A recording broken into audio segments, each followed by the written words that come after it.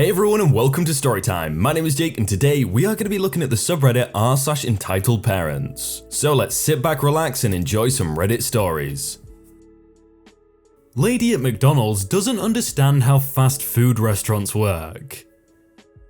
Okay, so a little backstory. I used to work at McDonald's when I was a teenager, and I'm also deaf but I read lips.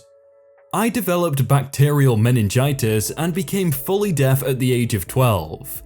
I can speak since I learned to speak before I became deaf, and most of the customers I got there were very understanding, except one. I was working front counter that day as I usually did, so I was basically in charge of inside customers. This was the easiest position for me, as I could see the customers and read their lips. A middle-aged lady and her 9 to 10-year-old son walk in and I say, "Hi, welcome to McDonald's," while signing it at the same time. She doesn't look up and is looking down at her phone, so I can't see her lips, and I can't understand what she is saying. So I explain. "Excuse me ma'am, I'm deaf and I read lips. Can you look up for me?" She rolls her eyes and I clearly see she says, "Why would they let an idiot work the front desk?" I am appalled by her behavior, but just tried to pretend like I didn't see it. I smile and say, "What can I get started for you today?" She starts to patronize me by speaking very slowly, which, fun fact, actually makes it 1,000 times harder to understand what you're saying. "I want a Diet Coke." Okay, is that all? "And a Happy Meal toy." Now, all of our drinks are $1, no matter the size, but you have to pay for a Happy Meal toy. We just don't give them out for free. I ring her up and she's shocked. She demands to know why I'm discriminating against her son and forcing them to pay for a Happy Meal toy. I really don't want to cause any trouble, and I wish I could say I told her where she could shove it, but I ended up just giving her the toy for free. I thought I had avoided conflict, but oh boy was I wrong. I told her the total was $1.06, and after she paid, I handed her a large cup and motioned for the guy behind her to move forward. She waved a hand in my face and points to the drink cup. "Yes, ma'am? You never got me my drink." Now, I just thought she didn't see the machines behind her, so I pointed to the drink machine and said, "Oh, there's a drink station behind you where you can fill up your drink." I kid you not, she word for word said, "That's your job. Do I look like I work for McDonald's?" My jaw hit the freaking floor. I had never seen someone be so rude in my entire life. I ended up telling her that when you come inside, you fill up your own drinks, because of sanitary reasons. But when she kept pushing at me, I ended up just using our drive-through drink machine to give her the Diet Coke. While I'm making the drink, my coworker taps me on the shoulder, and this is the reason that this is in the entitled parent tag. I see her son making fun of me to his mum by pretending to sign and just in general being a jerk. His mum didn't punish him or tell him off. Instead, she encouraged him and started to make fun of me with him. I went to the back and ended up bawling my eyes out. I felt incredibly embarrassed and like I had made a fool of myself by having a disability. I turned in my 2 weeks notice about a week later and haven't worked in fast food since. To everybody reading this, please be kind to people, especially your fast food workers. It's a tough job even if you don't have any disability. And if you see people who have disabilities working and trying to make a living, please be patient and help us out just by letting us do our thing and making us feel welcome. Thank you. Wow, I just really hope that woman runs into the wrong person at the wrong time and that person just doesn't care at that moment, because how awful do you have to be? Entitled Aunt claims adult child has to obey her because it's the law.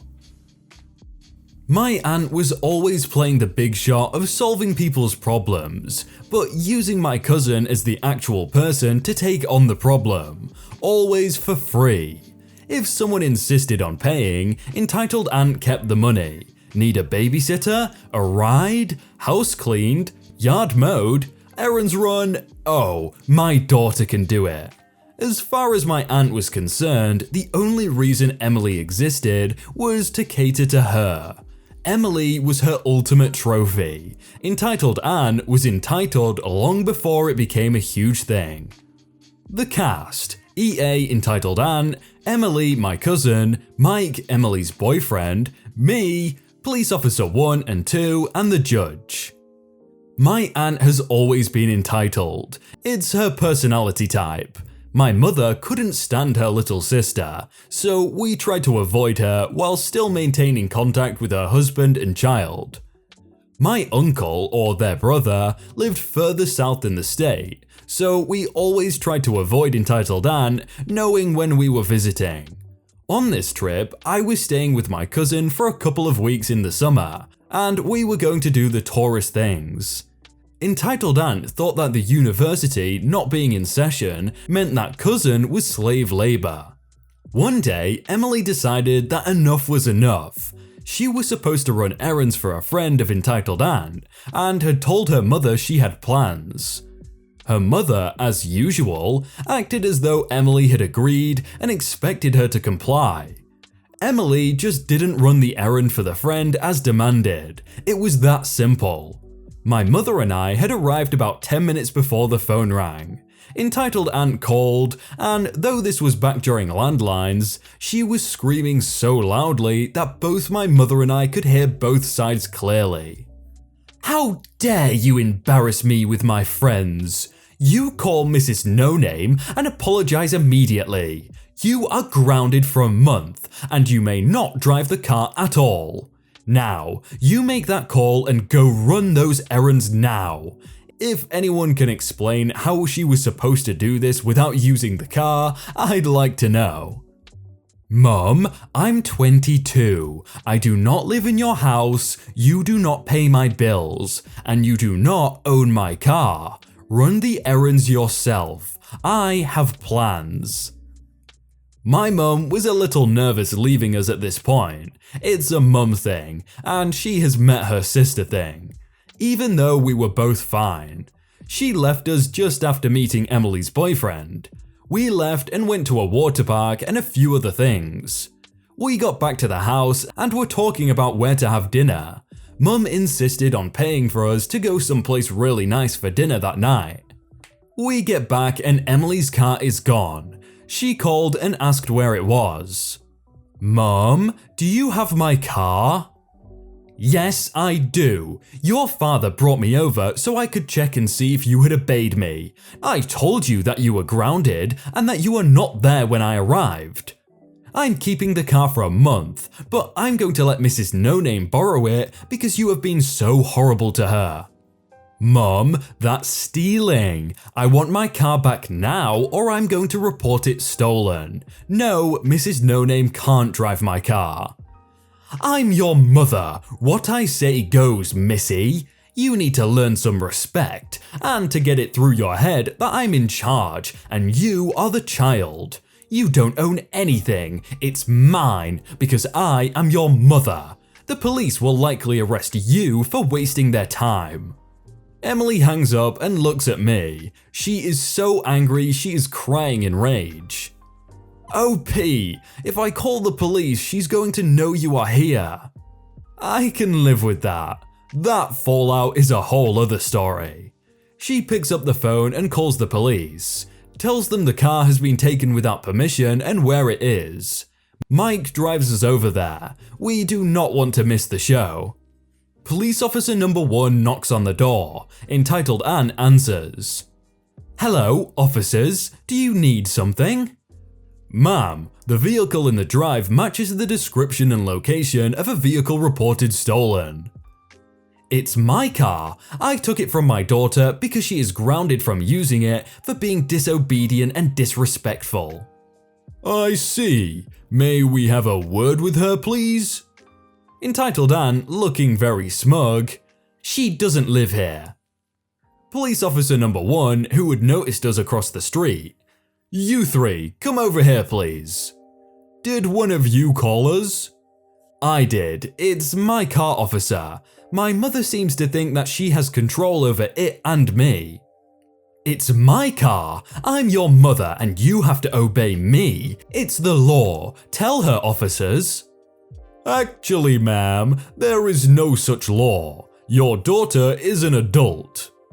"There most certainly is such a law. I'm going to report you to your chief for not knowing it. I may even sue."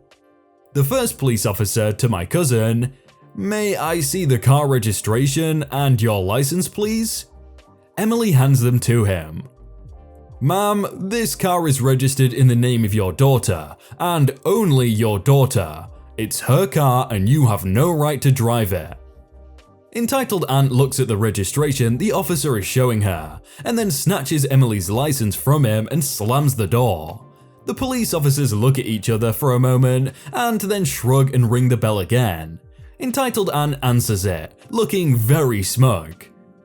"Ma'am, I'm going to need you to return the license now." Entitled Ann hands him the license, that she has cut into several pieces. Now she can't drive because she doesn't have a license. She looks at Emily as though she just scored some odd victory. Then she finally notices me. "Oh, P, what are you doing here?" "Just trying to have a nice visit with my cousin. She has hated me for years." "You need to leave. I didn't give you permission to visit. Where is your mother?" "I don't need your permission. My mother is not here. I can travel without her." "Ma'am, you're under arrest for destruction of government property.